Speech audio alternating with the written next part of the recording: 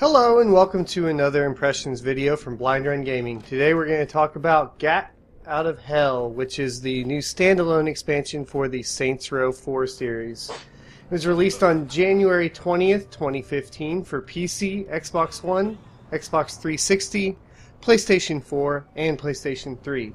It was published by Deep Silver and developed by Volition and High Voltage Software.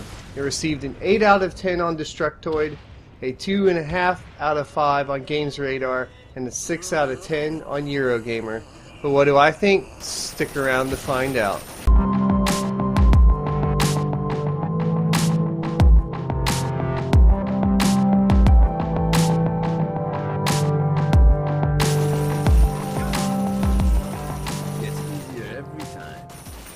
Alrighty, so if you guys were looking for another Saints Row game that follows suit with Saints Row 3 and Saints Row 4, this is probably exactly what you're looking for. If you're looking for something different from the series, you should look elsewhere, because it's still just the over-the-top Saints Row that got started with Saints Row 3 and continued on with Saints Row 4. There's nothing crazy here that's going to go make you say, hey, that's awesome and new, because pretty much everything's the same. You just have a new setting. All the powers, granted there are some new powers, but most of the powers are the same, and most of the stuff is not any different here. So actually, the flat tire here is out. Look at that. That's kind of fun. So you're going to see some of the same things, like really kind of floaty driving. It seems to be fine, just like in the past, you know, with the other Saints Rows. You know, it's an open world game. You know, not on par with GTA 5, but not as bad as some of the older open world games, and definitely better than others. And that's about it. You're going to play Johnny Gat, and Johnny Gat has gone down to hell now. Thanks to a Ouija board in the beginning of the game, you need to go to hell to save some comrades. By the end of the game, you will have spent about 4 hours playing through, if you focus mainly on main story. And even then, you will still, let's check it real quick, have about 62% completion. So I'm maybe another 40%. So I'd say total game time, you're probably looking at around, let's be fair and say somewhere between 6 and 10 hours total gameplay, outside of the story, of course. So not a lot here. For the $20 price tag on PC, I feel like there's not really a lot there. I know some people might disagree with me, but you know, if you go and take a look at the map, and the menu system's the same. Here's the entire map. It's pretty small, even for a Saints Row game. You know, I'm thinking this is probably... I just finished Sleeping Dogs recently. It's even smaller than Sleeping Dogs was. Granted, this is a standalone DLC, so they had no intentions of this being, like, crazy, I guess, but there you go. We'll go through some of the other menu stuff that you can see here. You have your quest log, and this is where all your quests are going to be. Let's talk about quests, since we're on here. The way this game works, as opposed to some of the other ones where you have your main missions, you don't really have main missions. I mean, you do, but the whole point is to actually build up this bar on the top left of your screen right now called Satan's Wrath. And what Satan's Wrath hits, like one of the markers, you'll get a new story. So you have about 4 or 5 cutscenes that will just kind of pop in once the Wrath hits that point, and that tells you the story. The rest of the time, you're basically just doing all side quests, and there's not really a lot of dynamic side quests there. Basically, what ends up happening is you have to do these allegiances for various characters throughout hell. There's a few funny ones, and you get a few cutscenes from them as well, mini cutscenes. But you're, for the most part, going to be running around doing the exact same side missions over and over for each allegiance. Either flying with your wings, or trying to catch, once again, flying with your wings. Both of them, there's 2 side missions where you fly with, your wings and try to stay in the air as long as possible. Which looks like, let's see, I didn't even show the flight. So pretty much same as Saints Row, you're going to have the flying and all that cool stuff. And most of it's focused on that. You do have the, what are these things called again? I don't know why I always forget, but yeah. The clusters to collect, there's a shit ton of them. I have obviously not gotten near collecting them all, so I guess there's that if you're interested in collecting that sort of thing. Collection, but it's just like too much. It's overwhelming and it gets really mundane really quickly. I think for the 4 hours you play it to get the story from the devil, we're about to get by that. Dodge it! Ah! Let's go destroy these. If you just do the main story and you want the 4 hours, you're gonna get, everything's gonna be pretty fresh the entire time. But once you have stopped, like, once you get into just the grind, I think 6 to 10 hours, what I estimate, is probably the max you're even going to want to spend in it. It gets very repetitive very quickly, unfortunately. I think more so than some of the larger Saints Row, and since it's standalone, you also don't get to import any of your old character saves, which is also a disappointment for me, because I mean, you could do that before. I might not be looking into it properly, but I have not found a way to import any of my old character saves and stuff into the game. There we go, we died.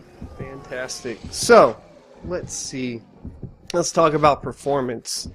Overall, the performance is pretty fantastic.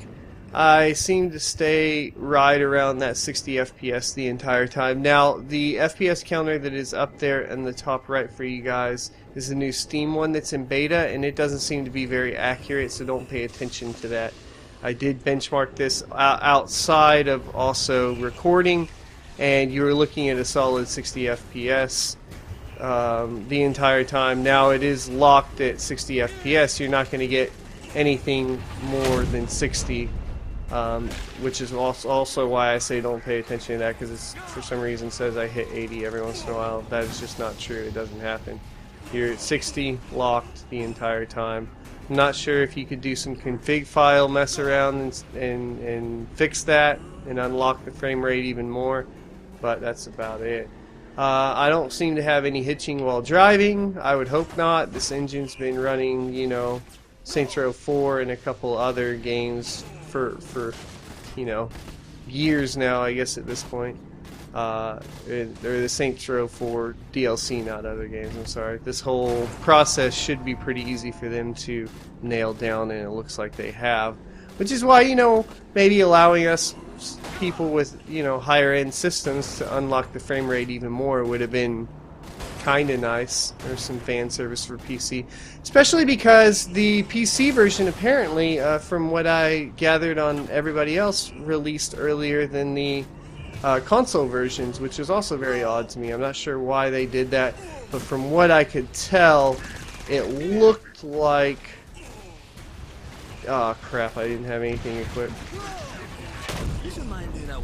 Here's a little funny one. Yeah, it's Saints Row.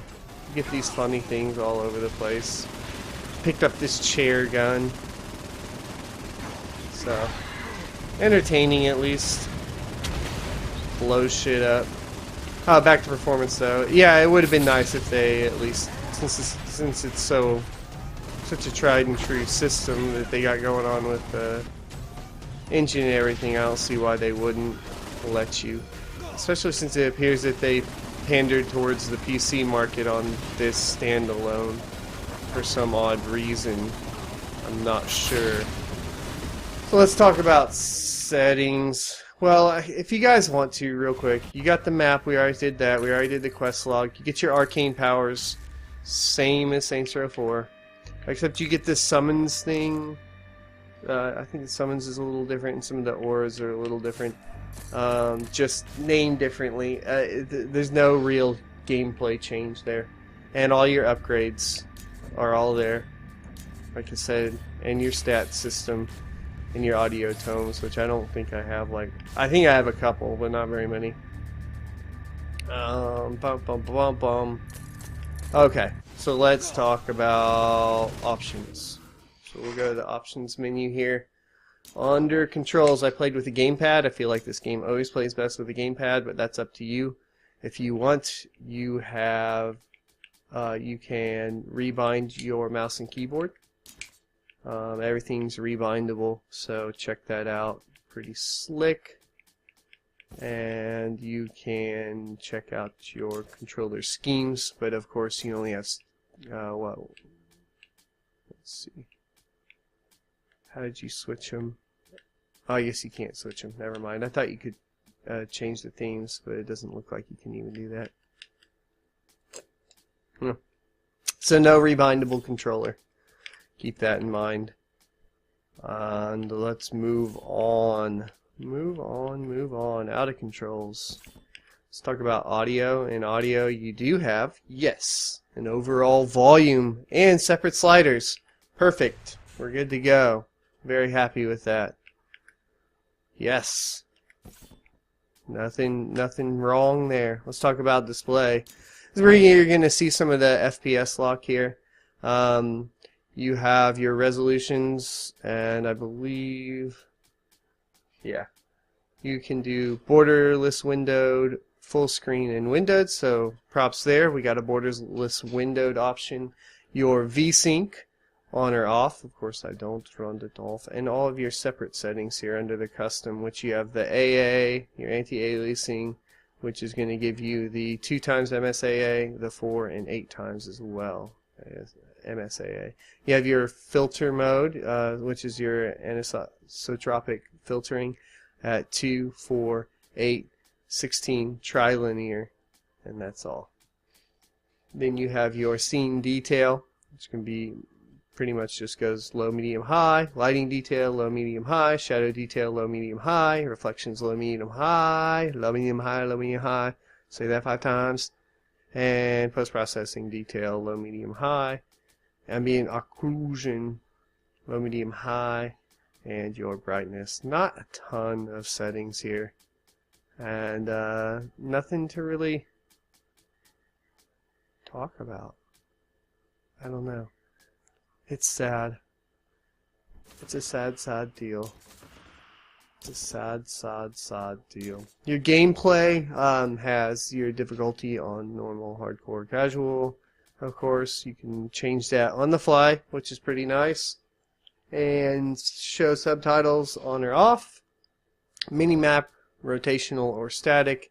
And pause during inventory select, yes or no. Which I don't know why he's saying no, but... Oh, I forgot. This dirty dirt bag.